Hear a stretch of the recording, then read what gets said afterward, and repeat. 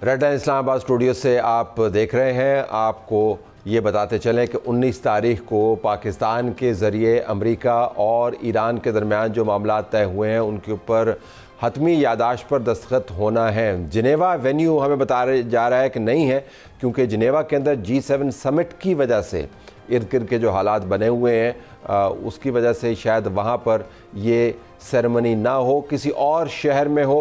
बताया जा रहा है कि ज़्यूरिख से कुछ घंटे की मुसाफत के ऊपर एक जगह है जहाँ पर ये वेन्यू होगा, लेकिन जहाँ पर भी होगा खबर उतनी ही बड़ी बनेगी जितनी जिनेवा में बननी थी। और वेन्यू है स्विट्ज़रलैंड के अंदर। सारी दुनिया की नज़रें इसके ऊपर लगी हुई हैं। आज अमेरिका के सदर डोनाल्ड ट्रंप ने मज़ीद वजाहतें की। एक ख़बर बराबर में ये भी चल रही है कि उनके पसंदीदा लोगों में से एक शायद इस मुआहदे की कैजुअल्टी बन जाए। CIA का डायरेक्टर भी चेंज हो सकता है और उसके साथ साथ सेक्रेटरी ऑफ वॉर जो बड़ी डंड बैठ के निकाला करते थे, पीट हेग्सेट, उनके जाने की खबरें भी तय होती हुई नज़र आ रही हैं।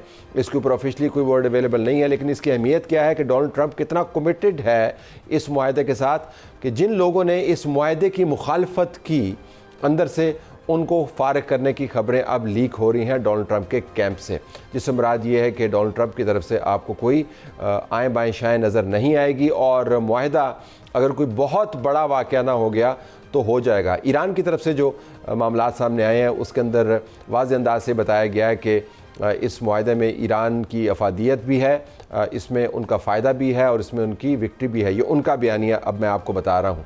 और उन्होंने ये वज़ाहत से बताया कि इस मुआहदे को 2 हिस्सों में तकसीम किया है। जो सैंक्शंस को हटाने का मामला है या जो न्यूक्लियर मामलात हैं वो बाद में तय होंगे।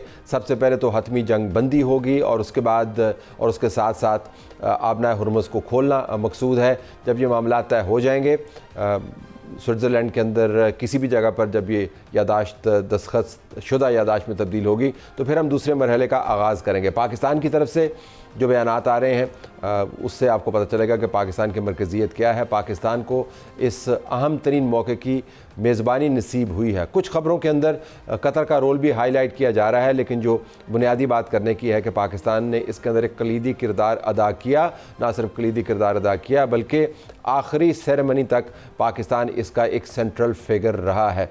इसके ऊपर बहुत सारे तज्ज़िये हो रहे हैं। बाज़ लोगों का ख्याल है कि इसमें सवालात ज़्यादा हैं, जवाबात कम हैं। यादाश्त के अंदर कौन कौन से मामला तय होंगे। डोनाल्ड ट्रंप ने ये बताना शुरू किया है कि मैं ऐन मुमकिन है कि जुमे से पहले मीडिया को ब्रीफ़ कर दूं और बता दूं कि इस यादाश्त के अंदर क्या है। ईरान की न्यूज़ एजेंसीज़ की तरफ से भी हमें ये खबर मिल रही है कि शायद उसके बराबर में ईरान भी कुछ हिस्से इस यादाश्त के पहले रिलीज़ कर दे। कुछ हिस्से रिलीज़ हों या ना हो, ये यादाश्त सामने आ जाएगी तो पता चल जाएगा कि किस मुल्क ने क्या एग्री किया। वो 1 या 1.5 पेज जिसके ऊपर इतना वक्त लगा, जिसके अंदर इतनी काविश गई, जिसकी बुनियाद एक खूनरेज़ी है, एक खून आशाम किस्म की जंग है, जिसके इर्द गिर्द तीसरी जंग अज़ीम की आपको धमक सुनाई दे रही थी, वो यादाश्त तो सामने आ ही जाएगी। तो हम देखेंगे कि ऐन मुमकिन है कि अगर मौका मिला तो हम वहाँ से जाके इस इशू को कवर करें। इन द मीन वाइल एक ऐसी हुकूमत जो इतनी बड़ी कामयाबी को अपने सर सेहरे के तौर पर सजाने जा रही है 19 तारीख को, उसके ऊपर तनकीद भी बहुत हो रही है। पीपल्स पार्टी उससे नाराज़ नज़र आती है।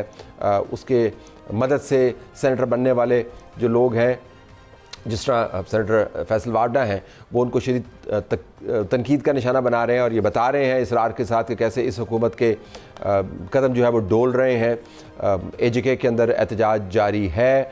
गिलगित बल्तिस्तान के मामलात इलेक्शन के हवाले से धांधली वाले नारों में तब्दील हो रहे हैं। तो इन तमाम मामलों का भी हमने अहाता करना है।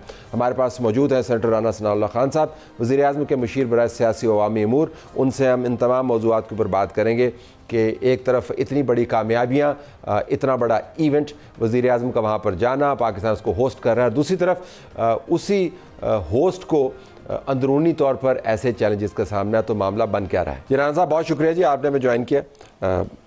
ये पीपल्स पार्टी से क्या मसला, आज आपने सारा दिन आपकी जमात ने गुजारा उनको मनाते हुए, तो इस वक्त जो मसला वो क्या चल रहा है? नहीं, मेरा ख्याल है कि मनाते हुए जो है ना, ये यानी सही तशरीह या ये सही रेफरेंस नहीं है।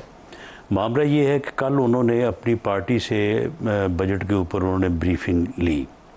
उस ब्रीफिंग में उनको जो बताया, जो हमें मालूम हुआ है, उनको ये बताया गया कि जी पीपल्स पार्टी से जो वादे हुए हैं उनके मुताबिक जो है वो बात चीज़ों को उस तरह से जो है वो बजट में जो है वो नहीं रखा गया, जिसकी वजह से बिलाल भुट्टो जरदारी ने अपनी तकरीर नहीं की। उन्होंने तकरीर नहीं की और उसके ऊपर फिर आज इसहाक डार साहब ने, क्योंकि पहले भी सारी नेगोशिएशन डिस्कशन उन्हीं के साथ हुई थी, तो आज उन्होंने जो है वो बैठ के उनके साथ वो सारी चीज़ें जिनकी वजाहत थी या जो भी इससे मुतल्लका चीज़ें थी तो वो सारी उनके सामने जो है वो रखी। तो उनको जो उनको पूरी तरह वो दुरुस्त नहीं और उनको मुतमिन किया।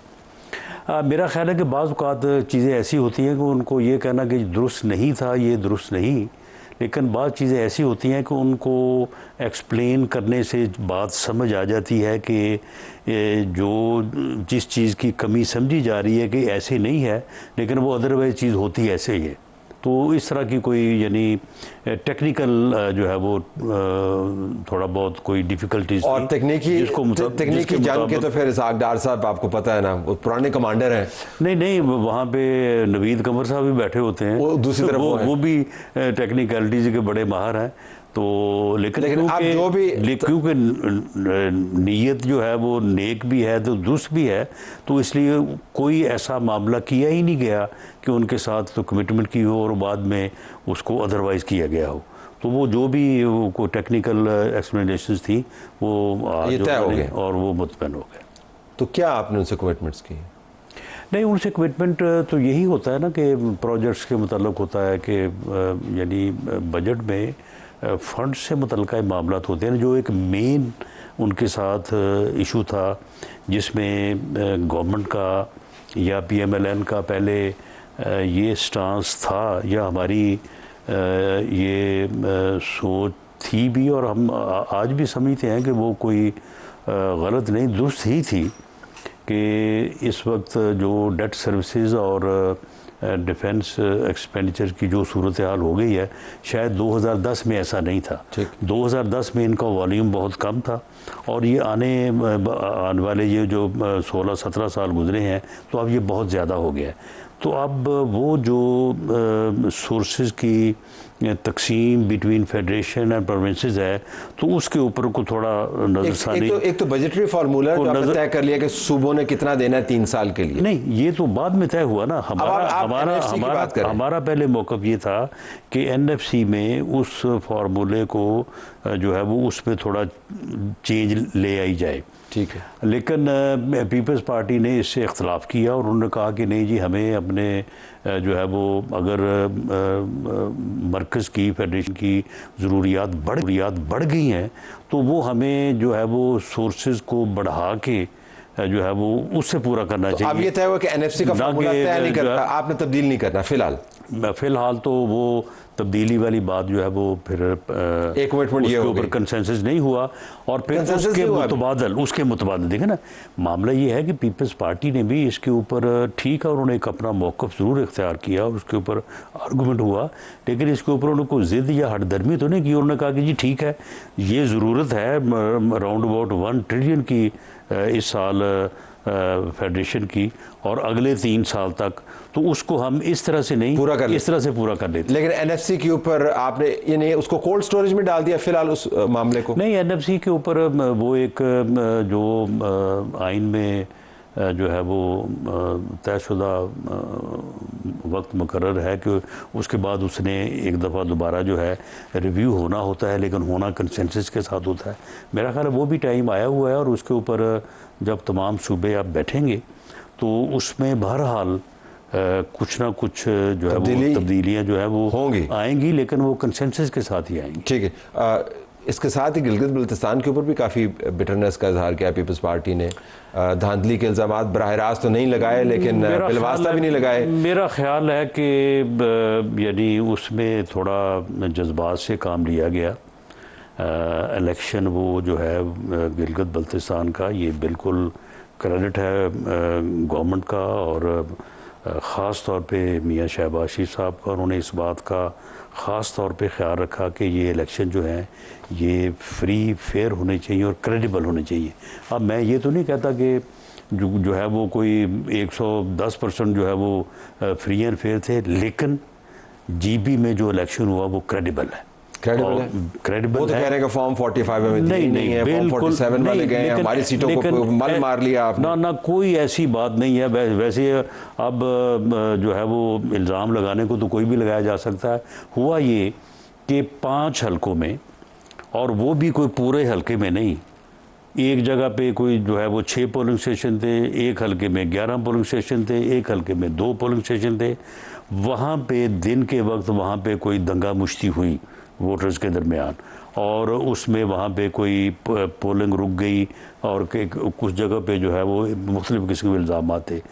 इलेक्शन कमीशन ने लोगों की दरख्वास्तों के ऊपर जो है वहाँ पे री पोल का जो है वो ऑर्डर किया, या री पोल की मेरा ख्याल है कि एप्लीकेशंस मूव हुई, इलेक्शन कमीशन ने उनके ऊपर जो है वो बहस सुनी, और उसके बाद दूसरी पार्टी को जो है वो नोटिस दिया, और उन हलकों में 2 हलके जो है वो पीपल्स पार्टी के थे जहाँ से उन्होंने विन किया था, और 2 हलके हमारे भी थे।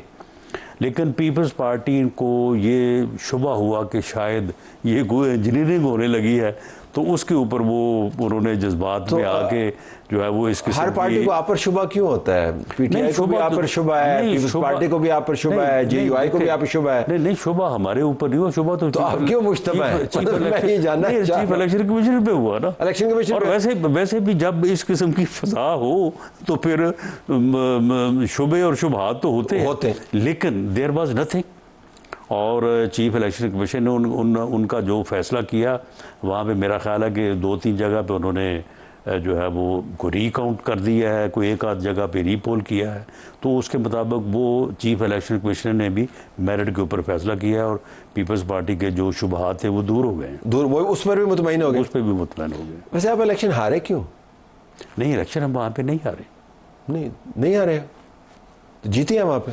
देखिए, हम वहाँ पे 6 सीटों पे हम वहाँ पे अपने निशान से जीते हैं। 2 सीटों पे हमने जो आज़ाद कैंडिडेट को, मैंने आपके हल्के में कहा था कि हमने 22 हल्कों में टिकट जारी किए हैं, 2 में हम इंडिपेंडेंट को सपोर्ट कर रहे हैं, 2 हम वो जीते हैं। 8 सीटें हम जीते हैं, 9 सीटें या 10 सीटें जो है वो पीपल्स पार्टी जीती। इस मैच के मुताबिक तो ये कौन सी हार है? ये राणा साहब तो इस तरह कहना है कि मैं 1 रन से मैच हार गया, ये कौन सी हार? नहीं, हार तो आप गए ना। नहीं, मामला ये है, ये सुपीरियर मैच आप इस्तेमाल कर रहे हैं। नहीं, सुन ले ना, जो 5 आज़ाद कैंडिडेट हैं, क्या आप समझते हैं कि हम उनको साथ मिला के जो है वो हुकूमत नहीं बना सकते? बिल्कुल बना सकते। क्यों नहीं बना रहे? लेकिन हमने इसलिए नहीं बनाई कि मियाँ नवाज शरीफ साहब का ये आज नहीं, उनका हमेशा जो है ये स्टांस रहा है कि अगर कोई पार्टी सिंपल मेजॉरिटी हासिल नहीं करती, लेकिन अपने निशान के ऊपर वो सिंगल जो है वो मेजॉरिटी पार्टी बनती है, तो उसका हक है कि वो गवर्नमेंट बनाए।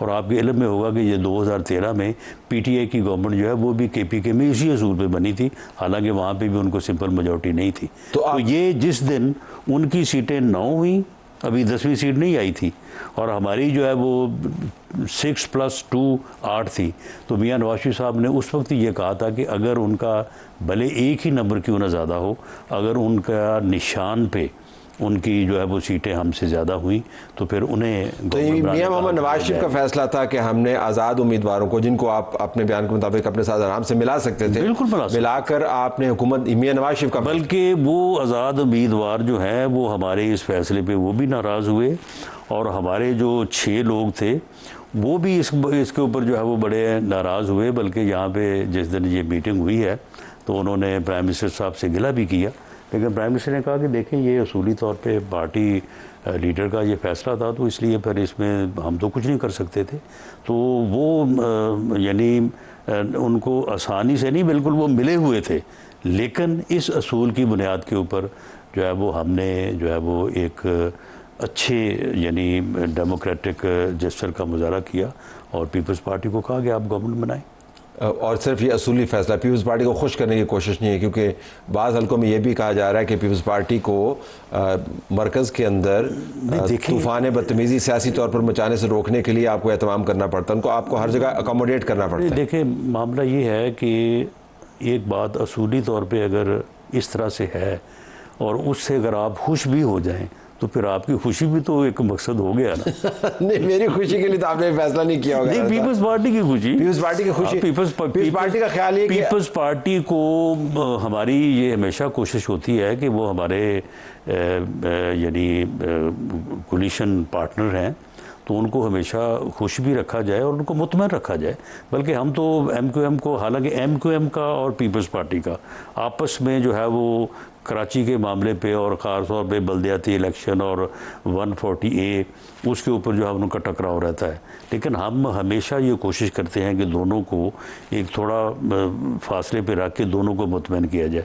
उन्होंने भी आज एक चार्ट जो है वो चार्ट ऑफ डिमांड जो है वो उन्होंने आज हमें थमाया है। तो फैसल वाडा जब ये कहते हैं कि इलेक्शन हुए, घोड़ा भी आपका, गधा भी आपका, कोच भी आपका, वफाकी हुकूमत होते हुए इलेक्शन हार जाए तो कसूर मेरा नहीं है। देखिए, फैसल वाडा साहब जो है वो आपको पता ही है कि वो उनकी गुफ्तगू जो है ना वो हदूद व क़यूद के अंदर तो नहीं होती वो हमेशा वो अपना लूज़ बॉल या लूज़ टॉक के तौर पे ही जो है वो फरमाते रहते हैं। लेकिन मैं समझता हूँ कि उनके साथ क्योंकि ज़्यादती हुई है वाडा साहब के साथ, वाडा साहब के उनके साथ तो क्या इसलिए अगर वो इस किस्म की नहीं, क्या अगर वो असेंबली में से निकल के सेनेट में आ गया आपकी पार्टी की मदद के साथ। मैं ये बात तो मैंने तो प्राइम मिनिस्टर साहब से भी कहा है कि भाई एक आदमी जो है उसका वो डिज़र्व करता था कुछ ना कुछ, तो उसको सिर्फ सेनेट की सीट पे ठहरा दिया गया है और उसको बाद में कोई उसको अकोमोडेट ही नहीं किया गया। आप ये कह रहे हैं कि इसलिए अगर वो उनका गुस्सा जो है, अगर वो इस किस्म का गुस्सा हमारे ऊपर निकालता है ना, तो मैं समझता हूँ कि वो जायज़ ही निकालता है। उनकी ख्वाहिश क्या थी, क्या बनना चाह रहे थे? देखिए, इंटीरियर लेना चाह रहे थे? नहीं, चले इंटीरियर तो शायद वो ना लेना चाह रहे हों, लेकिन मेरा ख्याल है कि वो कैबिनेट का हिस्सा तो बनना चाह रहे थे। और ये पक्की बात है या आपका तज्जिया है? ये एक और डिमांड भी उनकी तरफ से थी जिसका अब यहाँ पे जिक्र करना जो है वो मुनासिब नहीं होगा, तो वो भी हमसे गवर्नर बनना चाह रहे थे या प्राइम मिनिस्टर साहब से पूरा नहीं हो सकी। गवर्नर बनना चाह रहे थे। उनका गुस्सा जो है ना वो जायज़ है, इसको मैं समझता हूँ। आप समझते हैं इसको, तो यानी आप उनकी तनकीद को इतनी संजीदगी से नहीं लेते क्योंकि आपको उसका ड्राइवर और है। देखें, बात ये है ना कि एक आदमी अगर आपसे किसी न किसी चीज़ पे जो है वो उसको नाराज़गी हो या वो समझता हो कि उसके साथ आपने कोई फेयर या आपको अकोमोडेट नहीं किया, तो फिर कोई इस तरह से तो ना कहता। फिर तो आपने वादा किया था उनसे? दाएं बाएं से गुस्सा निकालना होता है। बिल्कुल, लेकिन वो आपने वादा किया था, वैसे ये अंडरस्टैंडिंग थी कि उनको कुछ हिस्सा मिल जाए? नहीं, मेरा ख्याल वादा हमने तो नहीं किया था, लेकिन जिन्होंने किया था उनको ये था कि मुझे, तो उन्होंने किया था। तो आप देखें ना भी, तो गुस्सा आप पे निकाल के दो लोगों को आप एक को सब कुछ दे दें और एक को कुछ भी ना दें, तो फिर इसमें थोड़ा बहुत जो है वो, जबकि एक जैसे लोग हों तो फिर उसमें गिला शिकवा तो होता है ना। फिर दूसरे लोगों के ऊपर हम बाद में बात करेंगे। बराबर में संजीदगी के साथ AJK आपके काबू में क्यों नहीं? आपने हर कोशिश कर ली अपनी तरफ से। नहीं, देखें, AJK जो है वो बिल्कुल काबू में है। AJK के 9 अजला हैं, 9 अजला में से एक ज़िला रावलाकोट के अलावा बाकी किसी जगह पे कोई एग्रेशन नहीं है, कोई एजिटेशन नहीं है। हाँ, उनके लोग जो है वो वहाँ पे लोगों को इस बात पे मजबूर कर रहे हैं कि जी आप कोई जो है वो एहतजाज करें या आप जो है वो दुकानें ना खोलें। इसके अलावा किसी जगह पे जो है वो कोई 3 डिवीजन से 1.5 के अंदर जो 4 शहर हैं, वहाँ से लोग रावलाकोट की तरफ आते हैं। रावलाकोट एक हब बना हुआ है, लेकिन 4 शहर जुड़े हुए हैं। वहाँ पे कोई और किसी जगह पे कोई एजिटेशन नहीं है। रावलाकोट में जो है वो जब शाम को उनके लीडर्स इमरान खान साहब की तरह इकट्ठे होते हैं तो तादाद जो है वो 5 से 6 हज़ार 7 हज़ार होती है। जब वो नहीं होते फिर वही 1000 1.5 हज़ार होती है। अब मामला ये है कि जो लोकल अपना इंतज़ामिया है या आज़ाद कश्मीर की गवर्नमेंट है, वो उनको बड़ा जो है वो सिंपैथेटिकली और तरीके के साथ जो है वो उनको कूल डाउन करना चाहती है, उनको कंट्रोल करना चाहती है। बाकी मामला ये है कि जो जहाँ तक उस जैक का या जॉइंट एक्शन कमेटी की बात है, आप यकीन करें कि जब उन्होंने पहले एहतजाज किया तो उनके मुतालबा जो है वो लोगों की वेलफेयर से मुतल्लक थे। वो बिजली का जो 3 रुपये यूनिट का मुतालबा है, वो कहते हैं जी हमारे साथ मुआहदा हुआ था जब मंगला डैम बना, तो मुआहदा हुए तो पता नहीं हो गए 60-65 साल, तो पूरा तो मियाँ शहबाज शरीफ ने किया ना, मौजूदा गवर्नमेंट ने किया, वो पूरा किया। गंदम के ऊपर सब्सिडी का पूरा किया। इसके अलावा उन्होंने कहा कि जी हमारा बिजली का निज़ाम है, 10 अरब रुपए की जो है वो ग्रांट जो है वो मियाँ शहबाज शरीफ साहब ने ये वापडा की बिजली के मद में दी। इसके अलावा उनके जितने 38 मुतालबात थे सभी के ऊपर जो है वो उनको अकोमोडेट किया गया कि भाई ठीक है, आप दुकानदारों की एसोसिएशन है, आप जॉइंट एक्शन कमेटी है, आप लोगों के मुतालबात की बात कर रहे हैं, हम आपको अकोमोडेट करते हैं। अब आप मुझे ये बताएं कि जो महाजरीन की सीटों का मामला है, इस पे जाए बगैर कि उनका आर्गूमेंट क्या है, हमारा आर्गूमेंट क्या है, या बाकी तमाम सियासी जमातों का आर्गूमेंट क्या है, या असम्बली का आर्गूमेंट क्या है, आप मुझे बताएं कि ये चीज़ जो है ये इस तरह से जथाबंदी से ये पूरी की जा सकती है? ये नहीं की जा सकती। इसका फोरम असम्बली है, इसका फोरम इलेक्शन है, इसका फोरम रेफरेंडम है। मेरिट पे तो वो हमने उनको तमाम एस्टैब्लिश कर दिया, वो तमाम ऑप्शन जो है वो हमने उनको दिए, वो ऑप्शन आज भी हैं, कल भी थे, लेकिन वो नहीं मान रहे ना। नहीं, वो इसी वजह से तो मैंने सवाल किया कि वो काबू में नहीं है। 6000 बंदा आज़ाद जम्मू कश्मीर के अंदर 4 शहरों से एक डिवीज़न के जो हेडक्वार्टर है उसके अंदर बैठा हुआ है, गोलियां चल रही हैं, ठा की आवाज़ें आ रही हैं, नारे लग रहे हैं। ये कोई अच्छा सीन तो अगर आपको डिफ्यूज़ तो करना है ना, वहाँ पे अगर आपके पास डिफ्यूज़ करने की फायरिंग करते हैं तो लॉ एनफोर्सिंग एजेंसीज अगर इस चीज़ को जो है वो यानी जो है वो इस तरह से फासले से कंट्रोल कर रही है, तो मैं समझता हूँ कि ये एक अच्छी हिकमत अमली है। लेकिन बात ये है कि आप देखें, ये यानी लोगों के घरों में यानी 50-50 हज़ार रुपये देना, महीने का ख़र्चा देना, उसके बाद फिर उनका ज़ादे राह की पूरी ज़िम्मेदारी। आखिर ये फ़ंड जो हैं वो जिन ज़राए से उनको आ रहे हैं, अब मैं इस बात में तलखी पैदा ना हो तो इस बारे में जो चीज़ें सामने आई है मैं उनके ऊपर बात नहीं करनी चाहता। हम अब भी चाहते हैं कि चलें, अगर उनको किसी ने इस्तेमाल कर लिया है या उनको बरगला लिया है, हम अब भी ये नहीं कहते कि वो ऐसा कर रहे हैं, हम कहते हैं कि उनको बरगला लिया गया या उनको इस बात के ऊपर जो है वो आमादा करके एहतजाज पे लाया जा रहा है। हम आज भी चाहते हैं कि उनके साथ बैठ के बात की जाए, उनको समझाया जाए कि वो इस तरह का जो एजिटेशन है उससे वो पीछे हटें, और जो वेलफेयर के मुतालबात हैं, जो वेलफेयर की बातें हैं, लोगों की बातें, उनके ऊपर जब वो बैठ के बात करें। फंडिंग के ऊपर तो ये पाकिस्तान के अंदर से उनको फंडिंग हो रही है? नहीं, फंडिंग उनको बाहर से हो रही है, और वो पाकिस्तानी कर रहे हैं?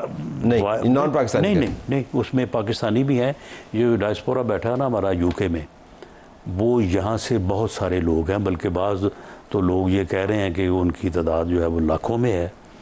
उनमें से कुछ लोग जो हैं उनके ताने बाने जो है वो पीछे जहाँ पे जुड़े हुए हैं ना, वो सारी चीज़ें जो हैं वो बिल्कुल वाज़े हो गई हैं, और उनको वहाँ से मिल रहे हैं और उनसे इनको मिल रहे हैं। तो ये इस तरह का एक जो है ना, आप मुझे बताएं कि लंदन में पूरे जो है वो यानी यूके से 1,500 बंदों को इकट्ठा करना, सबको ट्रांसपोर्ट देना और सबको जो है वो इस तरह से लेके आना, ये कोई मामूली काम है? ये कोई आम छोटी मोटी कोई तंजीम जो है वो कर सकती है जब तक पीछे कोई पूरा जो है वो अपना सिस्टम ना हो?